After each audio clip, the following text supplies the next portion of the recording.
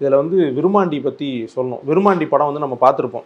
மற்ற படத்தில் இல்லாத அளவுக்கு இதில் நேச்சுரலாக வந்து இன்னொரு விஷயம் இருக்கும். என்ன அப்படின்னா, நம்ம பேசும்போது யதார்த்தமாக பேசும்போது ஸ்டாமர் ஆகும். இப்போ நான் பேசும்போது மும்பை எக்ஸ்பிரஸ் வாய் கொஞ்சம் குளறிச்சு, இது இன்டர்வியூ அது இதுன்னு கொஞ்சம் ஸ்டாமர் ஆச்சுல, இந்த மாதிரி ஸ்டாமர் ஆகும். எல்லாரும் பேசணுமே ஸ்டாமர் ஆகும்.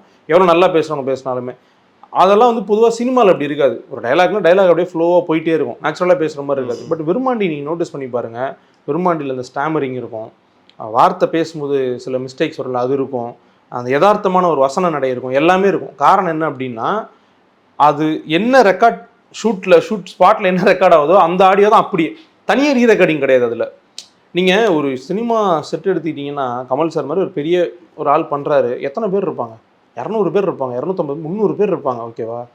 கச்ச கச்ச கச்ச கச்சன்னு ஒரு சவுண்ட் வந்துகிட்டே இருக்கும்.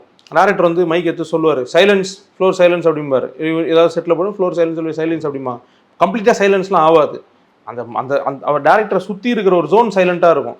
பின்னாடி சவுண்ட் வந்துட்டு தான் இருக்கும். பேசிகிட்டு இருப்பாங்க, இல்லை சீன் இல்லாத ஜூனியர் ஆர்டிஸ்ட் குரூப்பாக உட்காந்தாங்கன்னா அரட்டை அடிச்சிட்டு இருப்பாங்க.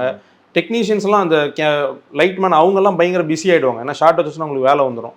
அதில் இன்க்ளூட் ஆகாதவங்க பேசிட்டே இருப்பாங்க கச்ச கச்சன்ட்டு. ஆனால் விருமாண்டியை பொறுத்தவரைக்கும் எல்லாரையும் அமைதியாகணும். கடைசி ஆள் அந்த அந்த எக்ஸ்ட்ரீமில் இருக்கிற வரையும் அமைதியாக இருக்கணும். இருந்தான்னா மட்டும்தான் இந்த லைவ் ரெக்கார்டிங் பாசிபிள்.